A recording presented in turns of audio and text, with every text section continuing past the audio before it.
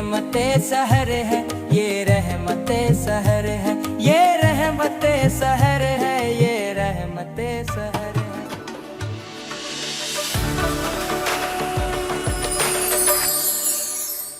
जनाब कंटिन्यू करते हैं खूबसूरत ट्रांसमिशन रहमत सहर। ज़ाहिद असलम साहब अस्सलाम वालेकुम। वालेकुम अस्सलाम। आप माशाल्लाह बहुत मुख्तलिफ़ टेलीविज़न पे आते हैं और आपका जो है एक मयार है और मुख्तलिफ़ रेफरेंस के साथ आप बात करते हैं, मुस्तनद बात करते हैं अल्हम्दुलिल्लाह। तो अब ये है कि एक सवाल जहन में आ रहा है, शादियां जो लोग करते हैं तो उनको 2 बीवियां हैं तो उसको कैसे बैलेंस करना है, उसके लिए क्या पाबंदियां हैं? बिस्मिल्लाहिर्रहमानिर्रहीम। वलन तस्ततीउ अन तअदिलू बैनन निसाई वलौ हरस्तुम फला तमीलू कुल्लल मैली फतदरूहा कल मुअल्लका। एक से ज़ायद शादियाँ करना मर्द का हक़ है, इस्लामी हक़ है, लेकिन उसके अंदर क़ुयूदात भी हैं, इजाज़त है, हुक्म नहीं है। कुरान करीम के अंदर सूरत निसा है, जिसका मतलब है कि उसके अंदर ख़वातीन के हकूक़, ख़वातीन के मसाइल बयान हुए हैं। अल्लाह करीम ने इजाज़त दी है फ़न किहू मा ताब लकुम मिनन निसाई मसना व सुलासा व रुबा। बस निकाह करो तुम जो तुम्हें अच्छी लगती हैं, जो तुम्हारी पसंदीदा हैं, 2-2 हों या 3-3 हों या 4-4 हों। तो ये इस्लाम की तरफ से, शरीयत की तरफ से एक इजाज़त दी गई है। एक हुक्म होता है, एक इजाज़त होती है। यहाँ हुक्म है व अनकिहुल अयामा के जो कवारे हैं वो निकाह करें, शादियाँ करें। और इस आयत करीमा के अंदर इजाज़त दी गई है एक से ज़ायद शादियाँ करने की। अगर कोई 2 करता है, 3 करता है, 4 करता है तो शरई तौर पर वो कर सकता है। फिर आपका सवाल है कि वो दोनों के दरमियान में या 3 हैं या 4 हैं तो अदलो इंसाफ कैसे करेगा? कुरान करीम ने यहाँ पर मर्दों की एक माजूरी बयान की है, वलन तस्ततीउ, और तुम हरगिज़ ताकत नहीं रखते, अन तादिलू बैनन निसाई, ये कि तुम औरतों के दरमियान में इंसाफ कर सको। अब ये देखें, या तो वक्त के मामलात हो जाते हैं, या अखराजात के मामलात हो जाते हैं, या प्यार और मोहब्बत के मामलात हो जाते हैं। कुरान करीम के अंदर ये बात बयान फरमा दी गई है कि लन तस्ततीउ, तुम हरगिज़ ताकत नहीं रखते, अन तादिलू बैनन निसाई, ये कि तुम इंसाफ कर सको औरतों के दरमियान में। अच्छा, इंसाफ तो नहीं कर सकते लेकिन इंसाफ की कोशिश तो करनी चाहिए, लेकिन उनके अंदर मामलात अदल के साथ, मयाना रवी के साथ तो करने चाहिए। वलौ हरस्तुम फला तमीलू कुल्लल मैली, कुरान करीम ने यह कहा कि ऐसा ना हो कि मुकम्मल तौर पर किसी एक की जानिब तुम माइल हो जाओ, किसी एक की तरफ तुम्हारा रुझान हो जाए। कुल्लल मैली फतदरूहा कल मुअल्लका, कि दूसरी को तुम छोड़ दो ऐसे कि कल मुअल्लका, मुअल्लका कहते हैं लटकी हुई चीज़ को, कि एक को आपने मुकम्मल तौर पर नज़रअंदाज किया हुआ है, उसको इग्नोर किया हुआ है, और एक की जानिब आपकी मुकम्मल तौर पर तवज्जो है। तो ये इस्लाम ने कहा कि ये गलत है। अगर किसी के पास एक से ज़ायद बीवियां हैं तो इंसाफ करने की कोशिश करनी चाहिए। कोई भी बंदा ये नहीं कह सकता कि मेरे पास 4 हैं, और अगर कहे ना कि मैं 4 हूँ, अल्हम्दुलिल्लाह चारों ही खुश हैं और चारों के साथ ही मैं इंसाफ करता हूँ, तो मेरे ख्याल में वो गलत बोलता है, झूठ भी बोलता है। आज के दौर में जिसकी एक वो खुश नहीं होती तो 4 कहाँ से खुश होगी? ये तो है कि एक खुश करते करते इंसान कब्र में चला जाता है, वो खुश तो नहीं होती। तो अमूमी तौर पर ये होता है, हमारे पास मसाइल आते हैं, कई जोड़े आते हैं, बिल्कुल अभी हाल ही में बूढ़े आए, उन दोनों के बच्चे भी जवान हैं, तो मर्द आके कह रहे कि मेरी पूरी ज़िंदगी ख़त्म होने को है, मैं इनको राज़ी करते करते मैंने बड़ा कमाया, बड़ा दिया, लेकिन ये राज़ी नहीं हुई। मैंने कहा कि राज़ी नहीं हो तो अब आपको कब्रिस्तान में जाना पड़ेगा। क्योंकि शौक़ में लोग आगे बढ़ जाते हैं लेकिन बाद में फिर परेशानियां होती हैं, आप वाली बात कि फिर वो बैलेंस नहीं रह पाता, इंसाफ नहीं हो पाता। बिल्कुल ऐसा ही है कि हमारे यहाँ नौजवानों को शौक़ तो रहता है कि पहले एक कर ली जी, वो जी वालिदैन की पसंद की है, अब मैं अपनी पसंद करना चाहता हूँ। उनसे पूछा जाए कि भाई कोई कारोबार, कोई काम वाम कोई करते हैं कि नहीं, वो पता चलता है कि कारोबार क्या करना, वही वालिदैन के ख़र्चे पे चल रहे होते हैं। तो ये शादियाँ बिल्कुल करें, शादी करना मर्द का हक़ है, करना चाहिए। और अब मेरी हिमायतें उनके साथ हैं, जो 2 वाले हैं तो तीसरी करें, तीसरी वाले हैं तो चौथी करें, बिल्कुल जब शरीयत ने इजाज़त दी है। हिमायत साथ है, मेरी हमदर्दी उनके साथ है। हम यहाँ तो एक को बर्दाश्त करना मुश्किल होता है, जो 2 को कर रहा है, 3 को कर रहा है, तो वो तो हमदर्दी के लायक है। देखें यहाँ पर एक फिक्री बात है, रस्म कहते हैं ना कि दुनिया में उसने जो है ना दोज़ख देख ली तो उसकी जन्नत वाजिब, जन्नत पक्की हो गई। देखें अशरफ भाई, यहाँ पर एक फिक्री बात है कि हमारे माशरे के अंदर, पाकिस्तान के अंदर, या मैं पूरी दुनिया में भी कह सकता हूँ, हमारे यहाँ लोग दूसरी बीवी को तो तस्लीम नहीं करते लेकिन गर्लफ्रेंड को तस्लीम कर लेते हैं। ये बहुत शर्म की बात है कि एक मर्द है, अच्छा شادی نکاح یہ تکمیل ایمان ہے. ایک سے زائد شادیاں تقوی کے قریب لے جاتی ہیں. آپ دیکھیں نا کہ انبیاء کرام کی شادیاں متعدد شادیاں تھیں, اولیاء کرام کی متعدد شادیاں رہی ہیں, اور صوفیاء کرام کی متعدد شادیاں رہی ہیں, علماء کی متعدد شادیاں رہی ہیں.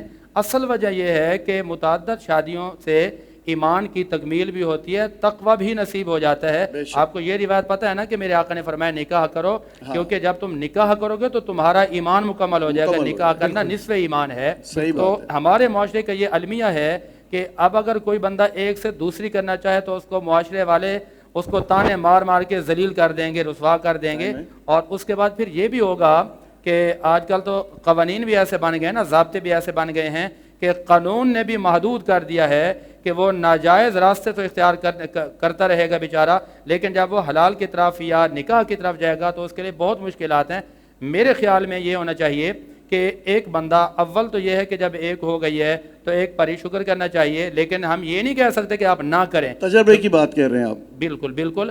دیکھیں کہ اب ایک کی ہے دوسری کرنا چاہتے ہیں, ہم منع تو نہیں کر سکتے, کرنی چاہیے, شرعی حق ہے اس کا, اس کو حق دینا چاہیے, حق ملنا چاہیے. تجربے کی بات کہی ہے, یہ پرسنل اٹیک کا جواب آیا ہے. نہیں میں ایسے ہی رسمن. اچھا میں اب آ رہا تھا کہ بہت سے ایسے مرد حضرات نظر آتے ہیں آج کے دور میں کہ وہ شادی نہیں کرتے, مکمل شرعی طور پہ وہ فٹ ہوتے ہیں, مطلب یہ کہ ہر لحاظ سے میڈیکلی, لیکن کیونکہ اب جو بات آپ کر رہے ہیں نا, یہ جو میڈیا ہے اور یہ جو اٹریکشن ہے, تو ان کے لیے کیا قرآن میں فرمایا گیا ہے ان لوگوں کے لیے؟ بالکل دیکھیے کہ وَأَنكِحُوا الْأَيَامَ مِنْكُمْ وَالصَّالِحِينَ مِنْ عِبَادِكُمْ وَإِمَائِكُمْ. کئی لوگوں کو میں نے دیکھا کہ ان کی عجب منطق ہے, عجب فلسفہ ہے. وہ کہتے ہیں کہ جی ابھی میری پڑھائی چل رہی ہے, ابھی میں اپنے پیروں پہ کھڑا ہوں گا, ابھی میں نے کوئی بہت بڑا بزنس کرنا ہے, بہت بڑی تجارت کرنی ہے. تو جب آپ کا بچہ یا آپ کی بچی سن بلوغت کو پہنچ گیا تو شرعی طور پر والدین کا حق ہے کہ ان کی شادی کریں. اب خود سربراہان ہے کہ 50 برس کے ہو چکے ہیں لیکن شادیاں نہیں کرتے. ہمارے نظر میں کہ بڑے بڑے نام ہیں, بڑے بڑے نام ہیں, لیکن پوچھا جائے تو کہتے ہیں نہیں جی ابھی نہیں کرنی. اچھا بلوغت کے بعد جتنے عرصے تک کوئی بندہ شادی نہیں کرے, اگر والدین شادی نہیں کرتے اولاد کے تو والدین گناہگار ہیں. خدا نخواستہ کوئی غلط قدم اٹھاتا ہے تو اس کا عذاب والدین پر آئے گا. اب اگر خود مختار ہے, خود مختار بھی ہے, صاحب استطاعت بھی ہے, صاحب نصاب بھی ہے, سب کچھ ہونے کے باوجود کہتا نہیں جی میں نے کہ بہت بڑا بزنس مین بننا ہے, تو جب جتنا عرصہ وہ لیٹ کرے گا, تاخیر سے شادی کرے گا, وہ اتنا ہی گناہگار ٹھہرائے گا. اچھا گناہگار ہوگا, گناہگار ہوگا. اگر کوئی کہے کہ مجھے شادی کرنی ہی نہیں ساری زندگی. یہ اس میں کہیں میں نے ایک بات آپ کی بات کو لیتے ہوئے کہ جیسے کہیں میں نے پڑھا ہے, صحیح یا غلط تو آپ بتائیں گے, اس کا نماز جنازہ بھی جو ہے وہ بھی قبول نہیں ہے. کہیں میں نے اس طرح کی بات سنی ہے. میں نے بالکل یہ روایت ملتی ہے. اب دیکھیں نا کہ شادی تکمیل ایمان ہے, آدھا ایمان ہے شادی کے اندر. اب اگر پہلی بات رو صاحب والی کہ وہ بندہ کہہ رہا ہے میں نے کرنی نہیں ہے, تو اس کا جواب کیا ہے؟ النکاح من سنتی. میرے آقا نے فرمایا نکاح میری سنت ہے. فمن راغب عن سنتی, جس نے میری سنت سے منہ پھیر لیا تو فلیس منی, وہ مجھ سے نہیں ہے, اس کا اسلام سے واسطہ نہیں ہے, اس کا قرآن سے واسطہ نہیں ہے. بات کہہ رہے ہیں کہ جو شادی نہ کرے وہ گناہگار ہوگا. کوئی شخص اگر یہ کہے کہ مجھ پہ ذمہ داری اتنی ہے گھر والوں کی, بہن بھائیوں کی, والدہ کی, کہ میں اس ذمہ داری کو پورا کرتے کرتے مجھے پتہ ہے کہ میں وائف کو اپنی ٹائم نہیں دے پاؤں گا, تو میں اس لیے شادی نہیں کر رہا. یا اگر کوئی شخص کہے کہ میں دین کی اتنی زیادہ خدمت کرتا ہوں کہ میں وائف کو نہیں ٹائم دے پاؤں گا, کہ میں راتوں کو محفلوں میں جاتا ہوں, میں محفلوں میں جا رہا ہوں, میں ٹی وی چینلز پہ جا رہا ہوں, تو اس شخص کے لیے پھر کیا ہوگا؟ یہ سارے جواز, سارے ہیلے, سارے بہانے غلط ہیں. تاریخ اسلام کی میں ایک آپ کو بہت مثال دے دیتا ہوں کہ ایک صحابی رسول آئے, عرض کرتے ہیں کہ یا رسول اللہ انی کتبت فی غزوتی قضا و قضا, کہ آقا میرا نام تو فلاں غزوے کے اندر لکھ دیا گیا ہے, تو اب میں کیا کروں کہ میری بیوی ہے وہ حج پر جا رہی ہے, تو میں حج پہ جاؤں یا آپ کے ساتھ جہاد کرنے کے لیے جاؤں؟ میرے آقا نے یہاں پر فرمایا کہ اے میرے غلام, غزوے میں دیگر غلام چلے جائیں گے, آپ پر لازم ہے کہ آپ اپنی بیوی کے ساتھ حج کرنے جائیں, آپ اپنی بیوی کے حقوق ادا کریں. اب دیکھیں کہتے ہیں ذمہ داریاں اتنی ہیں. اچھا ذمہ داری والی کہ میں اخراجات برداشت نہیں کرتا. بھائی اخراجات آپ نے یا میں نے تھوڑی اٹھانے ہیں, کوئی کسی کو کھلا تھوڑی سکتا ہے, کھلانے کا وعدہ میرے رب نے کیا ہے. ان یکونوا فقراء یغنیہم اللہ من فضلہ واللہ واسع علیم. قرآن کہتا ہے کہ نکاح کرو اگر تم فقیر ہو, اگر تم فاقے میں پڑے ہو, غربت میں ہو, نادار ہو, तंग दस्ती में पड़े हो, तो कुरान का वादा है, रब रहमान का वादा है कि जब तुम निकाह करोगे अर्श उला का रब तुम्हें गनी कर देगा। और एक बड़ा ही मशहूर वाक़या है ना कि साहब है हुजूर मैं बड़ा गरीब हूँ, बड़ा तंग हूँ, हुजूर ने फरमाया जाओ निकाह करो। एक शादी करके आ गए, फिर आ गए हुजूर आप तो पहले से भी ज्यादा तंग हो गए, आप हुजूर ने फरमाया जा दूसरी शादी कर। दूसरी करके आ गए, हुजूर हालात तो बिल्कुल उसी तरह हैं। अब मेरे आका ने फरमाया जाओ और निकाह करो। जब तीसरा निकाह किया ना, ये भी आता है कि चौथा निकाह किया, तो अब हुजूर ने पूछा कि अब क्या हालात हैं। अब कहते हैं या रसूल अल्लाह आप तो हर तरफ मजे ही मजे हैं, अब तो हर तरफ रौनक ही रौनक है, बहार ही बहार है। तो ये खाली बहाला है, हीला है कि वालिदैन की खिदमत कौन करेगा। भाई वालिदैन की ताबेदारी करना अलग फरीज़ा है, शादी करना अलग फरीज़ा है, बीवी बच्चों का अलग टाइम है, माँ बाप का अलग टाइम है। अब कई रिश्ते हमने बर्बाद होते हुए देखे हैं कि वो कोई कहता है कि उसका झुकाव मुकम्मल तौर पर वालिदैन की तरफ है, निकाह करके आ गया बीवी की तरफ तवज्जो ही नहीं है। तो ये अल्लाह पाक ने बड़े बड़े वक्त दिए हैं। लोग कहते हैं हम बड़े मसरूफ़ हैं जी, मैं उनसे पूछूंगा क्या इमाम उल अंबिया से भी ज्यादा मसरूफ़ हैं? क्या बात, क्या इमाम हुसैन इस्लाम से भी ज्यादा मसरूफ़ हैं? क्या बात, इमाम हसन इस्लाम से भी ज्यादा मसरूफ़ हैं? कितनी शादियां थी तारीख के अंदर, मुतअद्दिद शादियों का तज़किरा आता है। अगर मसरूफियत की बात की जाए तो पूरी जिंदगी उनकी तबलीग में गुजर गई हैं, लेकिन उनके औलादे भी हैं, बच्चे भी हैं, उन्होंने सब कुछ किया। तो ये हीले हैं, ये बहाने हैं, ये सारे बेकार हैं। जब आप बालिग हो गए हैं, जब आपकी उम्र हो गई है, तो आपको शादी करनी चाहिए फौरन। क्या बात है। अच्छा, सारी गुफ्तगू में से आखिर में निचोड़ मैंने ये निकाला कि जो शादी नहीं करता वो गुनाहगार है। बिल्कुल गुनाहगार है, ठीक। और अगर कहे कि मैंने करनी नहीं है, मैं मानता ही नहीं हूँ, तो वो तो डबल गुनाहगार है, क्योंकि हदीस का इनकारी है। जो मानता भी हो, साहिब हैसियत भी हो, जी। लेकिन वो ये कहता हो कि मैं दीन की तबलीग कर रहा हूँ, भाई वो गुनाहगार है। वो गुनाहगार ऐसी तबलीग ही क्या, ऐसी तबलीग मुकम्मल नहीं हो सकती। अब एक बंदा पूरी जिंदगी रियाजत में गुजार दे, पूरी जिंदगी चिल्लों में गुजार दे, उसका ईमान मुकम्मल नहीं होगा। ईमान की तकमील के लिए ज़रूरी है कि मेरे मुस्तफ़ा की सुन्नत पर अमल करके निकाह किया जाए, शादी की जाए। और नमाज जनाजे वाली जो बात है कि हाँ वो रह गई, नमाज जनाजा वाली। बिल्कुल इस रिवायत का ये मतलब है कि वो शख्स जिसने निकाह का इनकार किया, जिसने निकाह किया ही नहीं है, ये रिवायत बिल्कुल मौजूद है कि उसका जनाजा दुरुस्त नहीं होगा।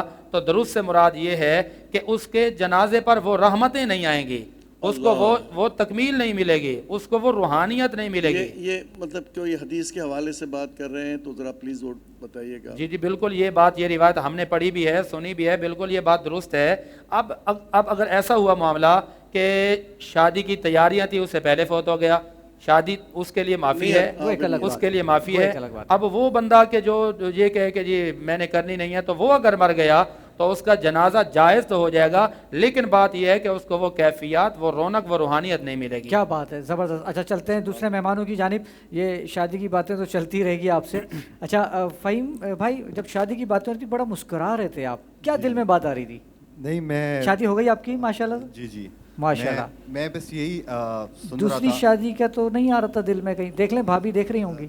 नहीं, मैं यही बात, मैं जब वो अखराजात और वो वाली बात आई, वो जो सारी बात होने लगी, लेकिन जो हज़रत ने जो बात फरमाई वो बिल्कुल सही बात है।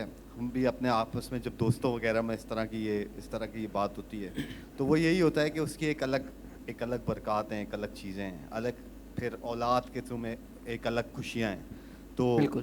तो मैं मुस्कुरा रहा, मेरी मुस्कुराहट उनकी बात पे एग्रीमेंट की थी। अच्छा ज़बरदस्त, क्या बात। अच्छा, आपकी जो कंपनी है और एजेंसी, इस कंपनी का विजन क्या है? राव भाई देखें, जब हमने शुरू किया था तो उस टाइम तक जितना रब ने अब नवाजा है और जो चीज़ें हुई हैं वो कभी हमने एक्सपेक्ट नहीं की थी। अब हम ये सोचते हैं कि वो होता है ना कि अब जब आप सोसाइटी में आपको वापस करनी होती हैं कोई चीज़ें, जब आपको रब ने नवाजा होता है, तो हम ये सोचते हैं कि जो चीज़ें होती हैं, जो बैरियर होता है एंट्री का, किसी भी इंडस्ट्री में आप आते हैं तो आपको अंदर आने ही नहीं दिया जाता। तो अभी हम यूनिवर्सिटीज़ के साथ कांटेक्ट में हैं कि हम बच्चों को इंटर्नशिप्स दे के फिर इंशाल्लाह उनको जॉब्स जो हैं वो हमारी क्लाइंटेल में ही और हमारी कंपनी के अंदर ही जो है वो उनके लिए वो मामलात करें, ठीक है। और इस तरह से दूसरे जिस तरह से सर मौजूद हैं, जो फलाई इदारे हैं जिनको मार्केटिंग में नॉन प्रॉफिट मार्केटिंग जो होती है उसके अंदर हम फ्री ऑफ कॉस्ट जो है वो इंशाल्लाह मैं इनसे भी आप कांटेक्ट में आऊँगा और ہم اس میں بھی انشاءاللہ جو ہے وہ کام انشاءاللہ انشاءاللہ. اچھا فہیم صادق صاحب کہ ہر فیلڈ کے اندر، ہر کاروبار کے اندر کوئی بھی آپ کرنے کام جاتے ہیں تو کچھ نہ کچھ مشکلات پیش آتی ہیں. جیسے کہ ہماری ٹرانسمیشن کو لے لیں، اچانک آواز چلی جاتی ہے. قصور ٹیکنیکل ٹیم کا نہیں ہے، قصور سیلز کا ہے. تو اسی طرح آپ کی فیلڈ میں بھی کچھ مشکلات آتی ہیں؟ راؤ بھائی بالکل، ہماری فیلڈ میں جو سب سے زیادہ مشکلات آتی ہیں نا وہ مشکلات ہوتی ہیں کلائنٹ کو کنونس کرنے کی. اور وہ یہ ہے کہ چیک کیش ہو جاتے ہیں آپ کے پاس. ہاں وہ بھی ایک دوسری مشکل ہے. وہ ایک طریقے سے ایونچولی ہو جانی ہے. لیکن جو سب سے بڑی مشکل ہے وہ یہ ہے کہ اگر ہم نے صحیح پلیٹ فارم پہ یا صحیح جگہ پہ اگر کنونس نہیں کیا کلائنٹ کو تو یہاں پر ہزاروں لاکھوں نہیں ضائع ہو جاتے، کروڑوں ضائع ہو جاتے ہیں کلائنٹس کے. تو اس کی پھر جوابداری بھی اتنی بڑی ہوتی ہے. بالکل صحیح بات ہے. آپ کی ایک بات بڑی مجھے اپریشیٹ آپ کو کرنا ہوگا مجھے کہ آپ کی یہ انٹرنشپ والا جو سلسلہ ہے، جو فلاح دوروں کے ساتھ آپ نے اپنے کام کو آگے بڑھانا ہے، یہ بڑی اچھی سوچ ہے. انشاءاللہ آپ کامیاب ہوں گے اور فخر کا باعث بنیں گے، لوگوں کے لیے ذریعہ بنیں گے روزگار کا. اور لوگ آپ کی اس جو سوچ کو آپ آگے بڑھا رہے ہیں تو انشاءاللہ آپ کے کاروبار میں بھی برکت ہوگی، عزت اور صحت میں اضافہ ہوگا. بڑی بات ہے، اچھی بات ہے. رمضان کا مہینہ ہے اور اچھی بات سوچ کے اس پہ عمل کرنا، پھر کیا کہنے. ماشاءاللہ بہت زبردست. اللہ آپ کو کامیاب کرے. ماشاءاللہ. اچھا اس وقت کتنے ٹی وی چینل سے انگیج ہیں آپ؟ راؤ بھائی ہم تو تقریباً زیادہ تر سارے ہی ٹی وی چینلز کے ساتھ انگیج رہتے ہیں. ہمارے ساتھ نہیں ہے. آپ کے ساتھ اب ہونے لگے ہیں کیونکہ میں نے کہا پروگرام کے اندر لائیو ان سے جو ہے نا وعدہ لے لیا جائے. جی بالکل. میں آپ کی ٹیم کے ساتھ کانٹیکٹ میں ہوں اور اپنی ٹیم کو بھی ساتھ، آپ کو پتہ ہے کہ میری ٹیم بھی موجود ہے یہاں پر، تو ان کو بھی کمیونیکیٹ کر چکا ہوں. اور جتنے بھی چینلز ہیں نا راؤ بھائی، ان کا یہ ہے کہ میں سب کو آج کل سارے چینلز کو ایک بات بتا رہا ہوں کہ ڈیجیٹل کی ایگزسٹنس کو نا بڑھانے کی ضرورت ہے سب کو. تو اس میں انشاءاللہ ہم اپنا رول پلے کریں گے سارے چینلز کے ساتھ. راحیل احمد صاحب آپ کی جانب آؤں گا. دیکھنے والے ناظرین کو کوئی پیغام دینا چاہیں گے؟ ہاں جی بالکل. آپ کے پروگرام کی توسط سے میں پیغام یہ دینا چاہوں گا کہ اس بیماری کو سمجھیے. یہ بیماری پاکستان کی پاپولیشن میں بہت تیزی سے بڑھ رہی ہے اور اس کے سمٹمز اور کمپلیکیشن ٹائم ہی نہیں دیتے سمجھنے کا بلیڈنگ کے اندر کہ ایکچوئل مسئلہ کیا تھا.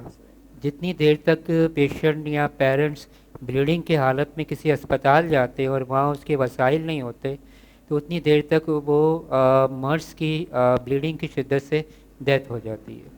تو ہیموفیلیا کا جو ورڈ ہے اس کو آپ پہچان لیجئے کہ ہیموفیلیا ایک خون بہنے کا انتہائی تکلیف دہ اور مہنگا ترین مرض ہے.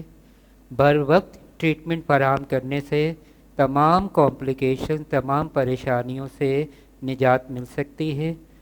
مسئلہ سارا یہ ہے کہ پاکستان کے ہیلتھ اسٹرکچر میں اس بیماری کے لیے جو سہولیات ایک عام آدمی کو جس طرح تمام ہسپتالوں میں میسر ہے، اس بیماری کی میسر نہیں ہے. ایک ہی ادارہ ہے جو کہ خود مریضوں اور والدین نے بنایا ہوا ہے، وہی اس ادارے کو علاج و معالجہ اور دوسری خدمات کو سر انجام دینے کی کوشش کر رہا ہے. ہمیں آپ سے یکجہتی بھی چاہیے، ہمیں آپ سے سپورٹ بھی چاہیے، کیونکہ ہم اپنے سروائیول پہ کام کر رہے ہیں، ہم شوق سے نہیں کر رہے. اس این جی او، اس فلاحی ادارے اور دوسرے اداروں میں یہی ایک فرق ہے کہ تمام مریض وہ ماں باپ جو ان مسائل سے دو چار تھے وہ اکٹھا ہو گئے پاکستان کے. جی اچھا، ایک سوال ابھی میرے ذہن میں آیا ہے کہ ڈیفیشنسی کیا ہوتی ہے جس کی وجہ سے یہ مرض جو ہے وہ بچوں پہ یا پیشنٹ پہ آتا ہے؟ کیا وجوہات ہیں اس کی؟ ہاں جی بالکل، بہت اچھا آپ کا سوال ہے اور آسان لفظوں میں کوشش کروں گا میں سمجھانے کی. ڈیفیشنسی کا مطلب ایک کمی. جی ہاں. اللہ تعالیٰ نے ہمارے جسم کو جس طرح بنایا ہے اس میں ایک نظام ہے کہ کوئی بھی چیز اپنی مقدار سے کم ہو جائے یا زیادہ ہو جائے تو ہمارے جسم میں اس کی کمپلیکیشن آنا شروع ہو جاتی ہے، جیسے کہ شوگر بڑھ جائے یا کم ہو جائے. ہیموفیلیا میں جو خون جمانے والی پروٹین ہوتی ہے یا جس کو ہم خون جمانے والے اجزاء کہتے ہیں، یہ 13 قسم کے ہوتے ہیں جن مل کے بلیڈنگ ڈس آرڈر بنتا ہے. ان 13 اجزاء میں سے کلاٹنگ فیکٹر خون جمانے والا اجزاء 8 اور 9 یہ اپنی مقدار سے انتہائی کم ہوتا ہے، جس کی وجہ سے اس کے کم ہونے کی وجہ سے ہم اس کو ڈیفیشنسی کہتے ہیں. اچھا، اس کے ساتھ ایک بات اور آتی ہے کہ مثال کے طور پہ کیا کرنا چاہیے والدین کو یا ان بچوں کے لیے جو پریکاشنز جو کہ آپ نے انڈیکیشن بتائی ہیں آپ نے، تو کیا ٹیسٹ ہونے چاہیے کہ اس پہ جو ہے پہلے سے کوئی کام کرنا شروع کر دیا جائے کہ وہ جو ہے بیلنس ہو سکے, اس بیماری سے بچا جا سکے؟ انفارچونیٹلی اس بیماری کے جو سمٹمس ہیں نا وہ بعد میں ظاہر ہوتے ہیں, 6 منتھ کے اندر ظاہر ہوتے ہیں. کوئی ٹیسٹ شروع ہاں میں جی, ہر اس والدین کے لیے؟ اس کو ہم کہتے ہیں کوگولیشن ٹیسٹنگ. یعنی کہ اگر کوئی بچہ ختنہ کے وقت یا وہ بچوں کو پیار سے آپ اٹھاتے ہیں اور اس کی جو ربس پہ نیل کے نشان آ جاتے ہیں, وہ کافی پین میں ہوتا ہے, تو وہ ماں باپ جب اپنے ڈاکٹرز کے پاس جاتے ہیں کہ یہ بلیڈنگ اس کی ہو رہی ہے, تو اس وقت اس کے جو ٹیسٹ ہوتے ہیں اس کو ہم کہتے ہیں کوگولیشن ٹیسٹ. اور P T A P T T ایک ٹیسٹ ہے, وہ ہونے سے پتہ چل جاتا ہے کہ جسم میں کلاٹنگ فیکٹر بیلنس ہیں کہ نہیں. عام لیب میں ہو جاتے ہیں یا اسپیشلائزڈ اس کے لیے کوئی نہیں ہے؟ سر, یہ ایک ہمارے بہت سارے بیریئرس اور چیلنجز میں ایک بڑا مسئلہ ڈائگنوسس بھی ہے. ہاں, ڈائگنوسس کا. کیونکہ اس میں کلاسیفیکیشن ہے. جی. ہم نے 13 کلاٹنگ فیکٹر کی بات کی ہے. جی ہاں. تو جب ہم اس کی تشخیص پہ بات جاتے ہیں تو پاکستان میں چند ایک ادارے ہی اس ٹیسٹ کو کرتے ہیں, اور وہ ٹیسٹ کی کاسٹ جو ہے 20 سے 25 ہزار میں پتہ چلتا ہے اس بچے کو کون سا کلاٹنگ فیکٹر کم ہے. پھر دوسرا مسئلہ یہ شروع ہوتا ہے کہ آپ کی جناب ساری دوائیاں پاکستان میں موجود ہیں, ہماری دوائی بھی نہیں ہے. یہ بھی بڑا مسئلہ ہے. صحیح. یعنی کہ 80,000 پیشنٹ کا پریولنس ہے اور اس کی دوا پاکستان میں مینوفیکچر ہی نہیں ہوتی, امپورٹ کرنی پڑتی ہے اس کو. بڑی بدنصیبی یہ ہے. دوسرا ایک ہمارے لیے بیریئر تھا جب ہم نے کام سٹارٹ کیا. تشخیص مہنگی تھی.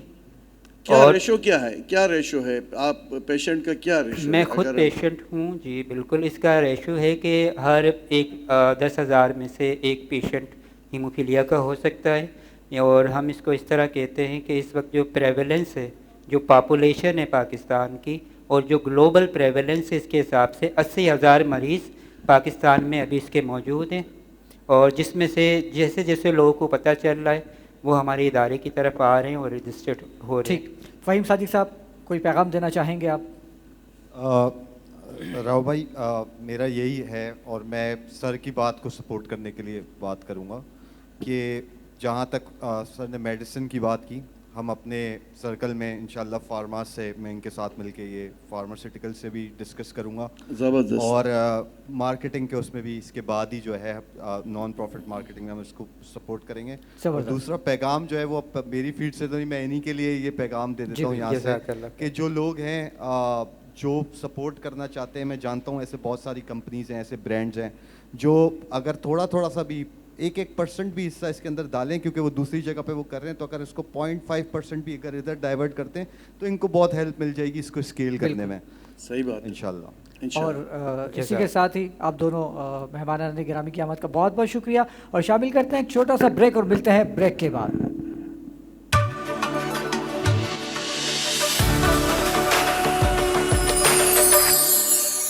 یہ رحمت سحر ہے, یہ رحمت سحر ہے, یہ رحمت سحر